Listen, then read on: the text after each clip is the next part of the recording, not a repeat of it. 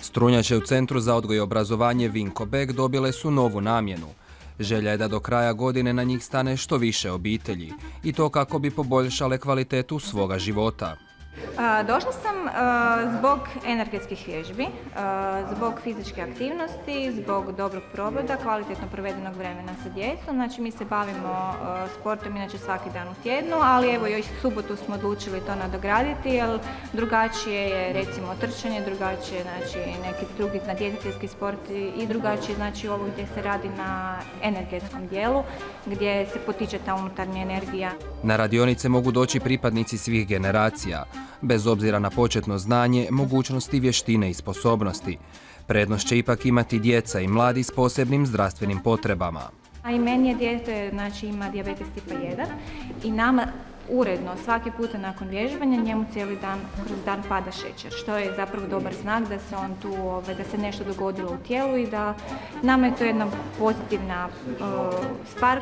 Jedan od sportova za cijelu obitelj je i Nambudo, moderna borilačka vještina i sport koji je nastao 1978. godine.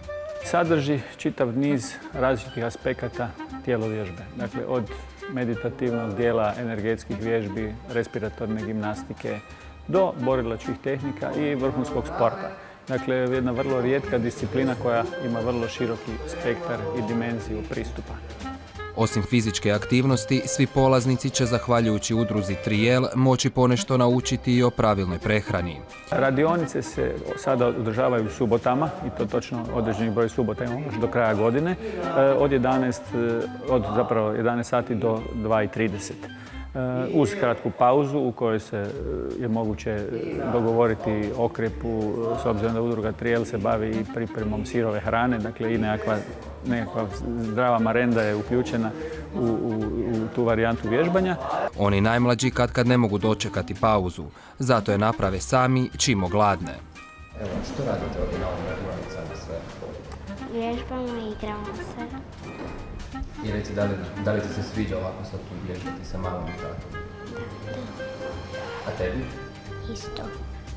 Zrinka je uspjela u namjeri da sjedenje u udobnim naslonjačima zamijene strunjačama. To je dijelo, su zapravo radionice prevencije, znači tu se prevenira i oboljenje nekakvo buduće, znači tu su mnoge moderne bolesti koje se danas događaju i pretilost je jedna od bolesti, znači sjedenje pred ekranom, odlazak u shoppinge, pijenje kavice, tableti, PlayStation i to, tako da ovo je jedna dobra zamjena. Kao i u svakoj borilačkoj vještini, najvažniji je trener. Ovi, iako imaju crni pojas, nisu opasni. Njihova zadaća nije samo voditi treninge.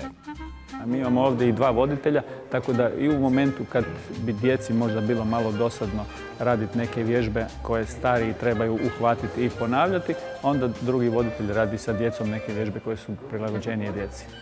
Polaznici radionice pronašli su način kako promijeniti svakodnevicu. Njihov je moto biti aktivan i pun životne energije.